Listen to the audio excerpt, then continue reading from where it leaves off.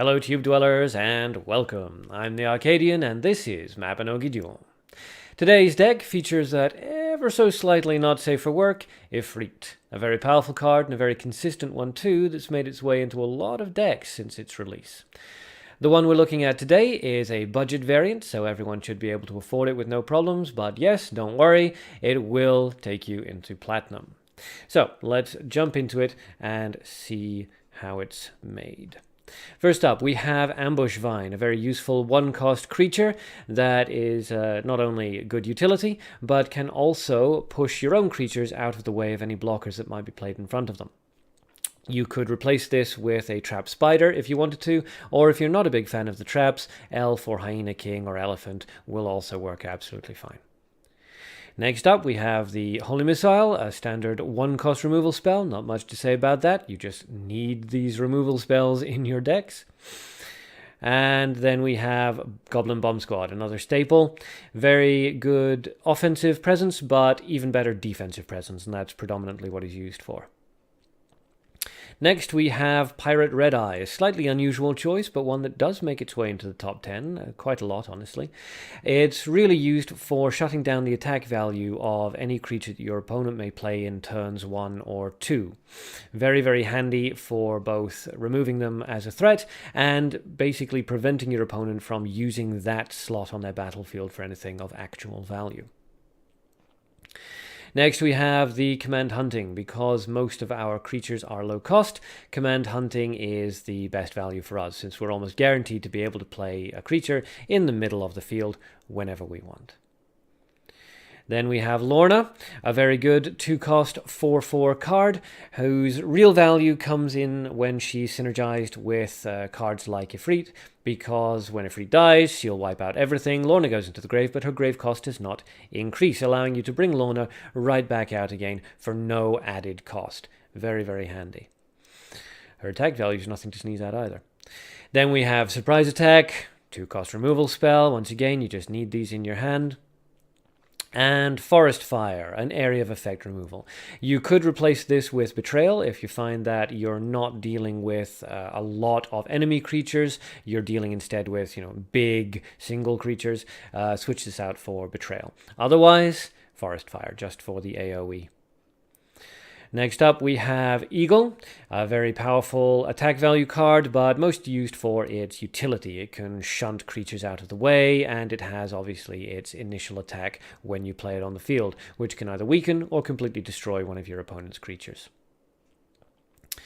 Then we have Ifrit herself, the card around which the deck is built. Good offense, an AoE attack that goes off every turn, and a defensive ability in the form of a battlefield wipe, more or less, when she dies, which makes your opponent hesitate about whether or not it's better value for them to leave her alive or kill her immediately. The only things you need to be aware of with Ifrit, really, are don't overcommit your own resources to put creatures on the field if Ifrit is about to wipe them all out, and be careful of transformation cards, capture cards, betrayal, that kind of thing, because those can really mess up your day. Next we have Ambush, high cost AoE.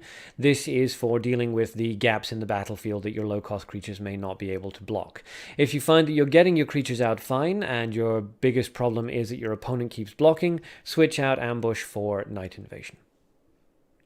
And finally, we have Capture, standard for any deck, really, that runs Nature. This is to deal with the big creatures, the Doom Machines, Jurgens, and so on and so forth, just to remove them as threats from the battlefield. Also, if one of your little creatures is being blocked by another little creature, but it would do fatal damage, Capture is just a really good way of getting the blocker out of the way so that you can deal the damage you need to in order to win the fight. So that's it. As you can see, a budget deck, quite simple, but also very utilitarian. A lot of variety, a lot of versatility, a lot of power to it. So let's dive into a couple of fights and see how it runs, shall we?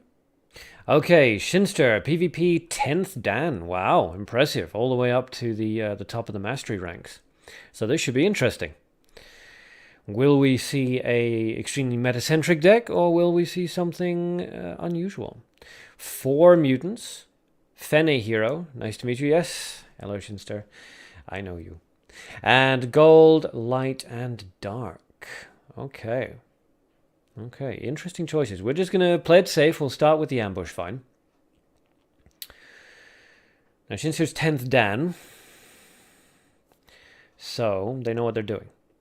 Cursed Doll. Okay, all right. This is going to be interesting. I haven't seen a Cursed Doll deck in a very long time. I do like them, though. All right, we're going to have to Command Hunting that because we can't just... finger slipped. We can't just let the Ambush Vine continually just smack into the Cursed Doll. That would just drain our health way too fast. And also, the thing with Cursed Doll deck... Gold Trap in the Castle. Okay, so is the light resource a Bard Song? Is a question. The thing with the Cursed Doll decks is you've got to remove the Cursed Dolls as quickly as possible, but you've also got to be aware that most Cursed Doll decks... the few that I've played against, they will run buffing cards. So, Bard Song or Phantom of the Wolf or one of the, the Town Hall Inn kind of things. We'll play Lorna in the middle. Now, she can't be using Phantom of the Wolf. Bard Song is a possibility. Yep, there's another Cursed Doll. That's fine. Ambush Vine pushes Lorna out of the way. I'm not really too worried about that. Lorna's going to die to the trap, but that's actually okay. Because we're kind of trying to clear out as many of these things as possible, just in case a buff is about to come out. So we'll Command Hunting again. There's a big commitment on resources, but needs to be done. Ambush Vine gets a little bit of damage through, and Lorna will clear out one of the traps at the cost of her own life, but no grave cost on her, so it's not a big deal. What I would like to do is find an opportunity to bring out a Freet, but the Cursed Dolls kind of shut that down. Okay, so yeah, the Cursed Painter comes out, transforms something into a Cursed Doll.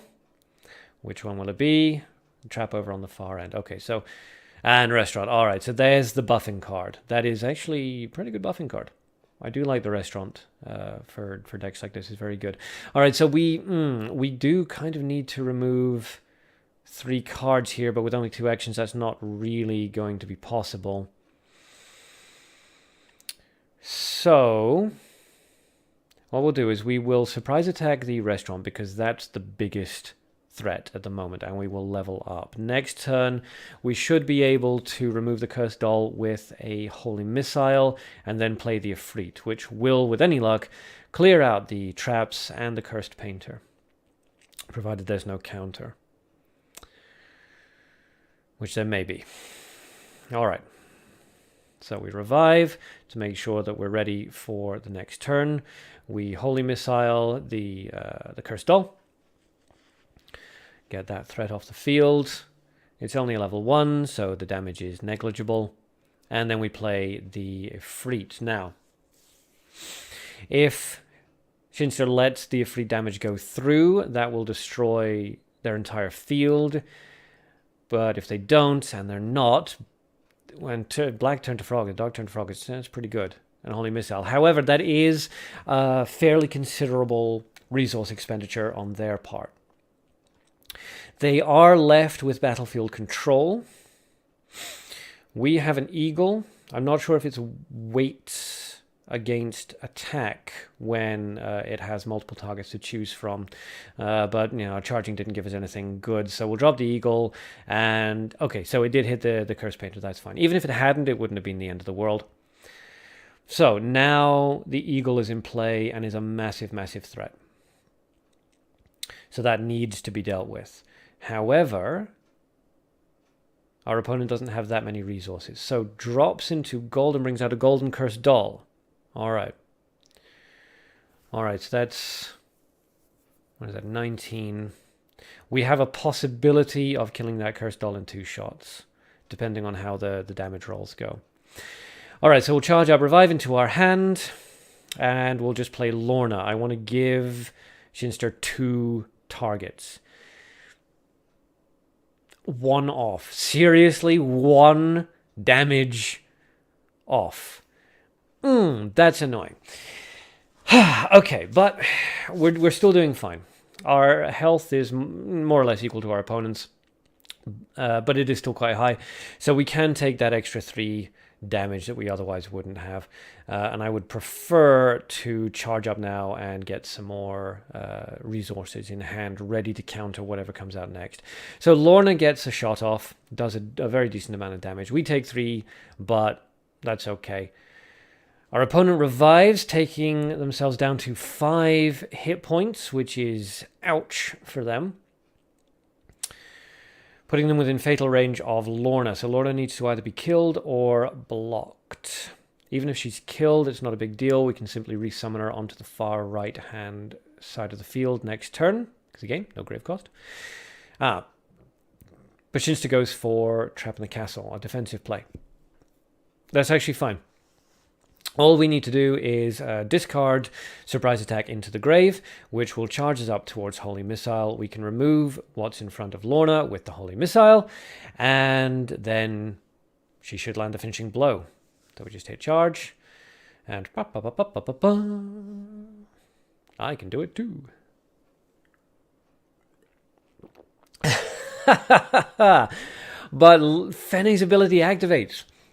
Okay, that's fantastic. So, the game isn't over yet. Fenne actually managed to survive with her ability. So Drag to Hell comes out, kills off one of the traps, which our opponent doesn't care about, and kills off our Eagle. Now, that still leaves Lorna on the field. Fenne's ability may or may not activate when we strike again. So Shinsta can't really take that chance. Got to block it with something. Is it a golden cursed doll again? Because that... Well, it wouldn't be problematic, but it you know. Okay, restaurant. Very interesting. All right, well, I mean, we could command hunting or whatever, but just in case... I'm bored to hurry up. That's not very nice. We'll capture it just in case she does survive this. I would prefer to have the restaurant sad. That's a shame. And we'll just charge up. Okay, so maybe the hurry up thing was a slip of the finger. Okay, will Fenne survive? Drumroll, please. No, her ability doesn't activate. That's a shame. I kind of wanted it to keep activating. That could have been pretty cool. Oh, bad luck. Bad luck. All right, fight number 2. Okay, Ryzelant, I think, dual class 1, which is fine. Using a hero, Lufencia, I think her name is. Don't see her very often. No mutants, mana, nature, and dark. Okay, so she just charges straight into nature. That works out fine for us. We have no threats to respond to, so we can drop the ambush vine into our grave. All right, so will she bring out something else, or is she just going to keep charging, is the question. Apparently it's one that she's asking herself. She goes for the elf. The ambush vine comes out. That's fine. It delays any damage that the elf might output for a couple of turns, but unfortunately, elf kills ambush vine over the long term. Eagle's not really worthwhile. I'd say she could remove it quite easily for no real value for us beyond keeping the ambush vine alive. So we'll drop Lorna. And that way, even if she removes Lorna with like a magic missile or something, it's not a huge loss on our part because she gets no extra grave cost.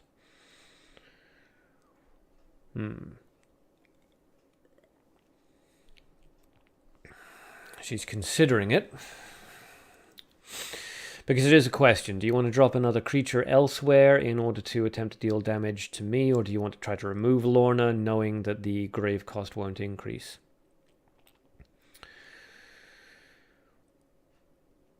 It'll be quite interesting to see, actually, because if she decides... Yeah, okay, so she decided not to go with mana, even though I have to assume that she has Magic Missile.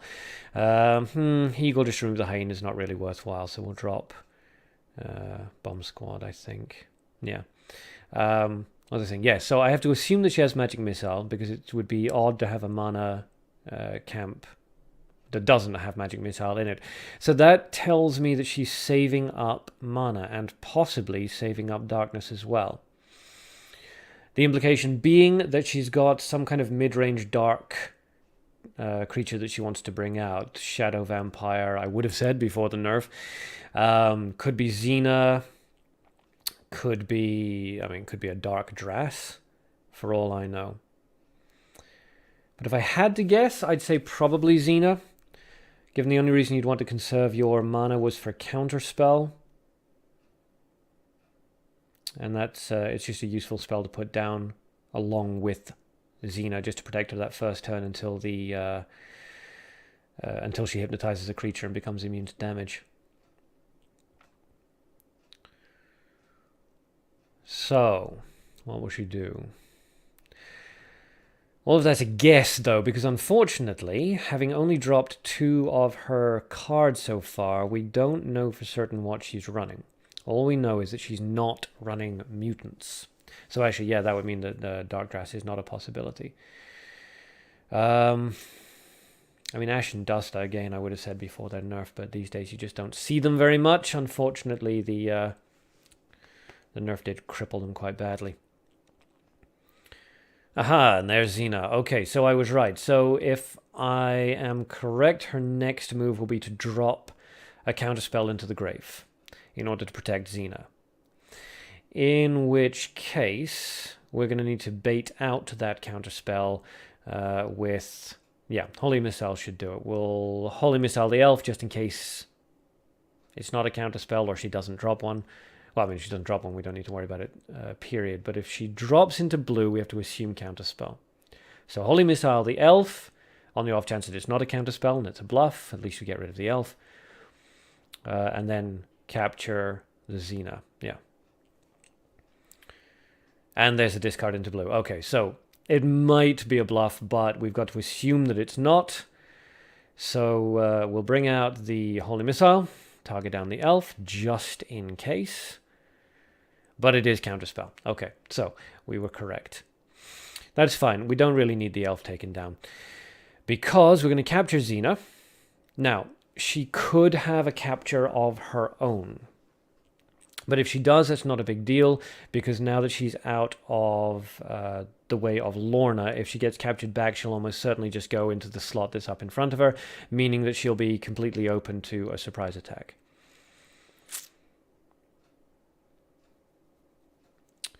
So, I think we've got this pretty well pinned. The only downside to this is that Xena's going to hypnotize the elf, which means that we can't really play a creature in the middle, which means that we can't use command hunting.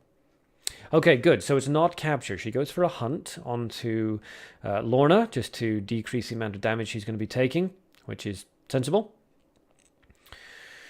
Because she couldn't take out Xena because she was right next to Lorna. Alright, so the elf is now hypnotized. We don't need to worry about that at all. And we'll just keep charging up. I don't want to revive out of the grave yet. Not until we're up into level 3. I don't want to... I want to get as much HP for the level up as possible. Alright, so she levels up herself, which is fine. Will she charge or will she play? She has enough to play something else now. However, having taken her Xena, if that turns out to be her only real win condition, she may be a bit on tilt at the moment.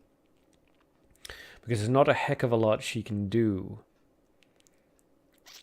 I mean, her best bet and Firebolt into the Xena. Yeah, okay, so she's gone a bit on tilt. She's panicking a little bit, which is what you want. That's what you're looking for with the single win condition decks. You disrupt the tactics, you keep the pressure up, and we'll play Lorna in order to do that. It causes people to panic just a little bit, but enough that they make the occasional mistake that you need in order to take advantage and land the finishing blow. So her best bet would really have been almost not to have leveled up, but instead used, Acid Monster. However, unfortunately for her, we still have Ambush Vine in the grave, because the elf put it there and we haven't revived yet. So that pushes Lorna out of the way. Ambush Vine gets nerfed, but that's no big deal. Xena is going to hypnotize the Acid Monster. Lorna will kill the hypnotized creature in front of her, but that's okay, because the Ambush Vine can't kill the second hypnotized creature, so Xena is still safe. Perfect. So we'll just really charge up here. I could remove the hypnotized creature, but there's not really any point. Because a spell will turn it back to normal, and then the spell will activate, and I don't want to deal with that. Lorna can just kill it, and now she has to deal with both Lorna and the Goblin Bomb Squad. She can't let them both hit her, otherwise she'll take fatal. And even if she removes Lorna, which she can only really do with the Firebolt, when there it is again. So that doesn't matter to us because we have enough light resource to immediately bring Lorna right back out of the grave and onto the field again. She has no more resources for Hunt. She has no more resources for Firebolt. So out comes Lorna, and we'll just keep charging. It's unfortunate, really, that we went up against a Xena deck here because it doesn't mean... Well, it means that we can't really bring out Ifrit, because Ifrit would just kill all the hypnotized creatures, and we don't really want that because that would give her an opportunity to kill off Xena and then just revive her right back out onto the field. Which Jen... Okay, so she knows that she hasn't won. She's just playing cards. That's fair enough. Interesting to see Jen and Xena. I have seen it a few times. It can be decent if your deck is built around it to use them as backups for each other. Yeah, I don't see it very often. But that's pretty cool. All right, so we just charge up 3 times, and we land the finishing blow with Lorna. And she concedes right before we land the finishing blow. Nah, but we landed anyway, so haha. That's what you get for unsportsmanlike behavior, I suppose. And that was the Budget Ifrit deck. As you can see, despite being composed of largely inexpensive cards, it still responds to a variety of threats very well and packs one heck of a punch. So if you'd like to copy this deck directly into your game, there's the share code up in the top right hand corner as always. That's it from me, so thanks for watching. And if you enjoyed the video, please remember to smash those like and subscribe buttons. And if you've already subscribed, well, welcome to the Arkanauts. And remember, have fun and good luck.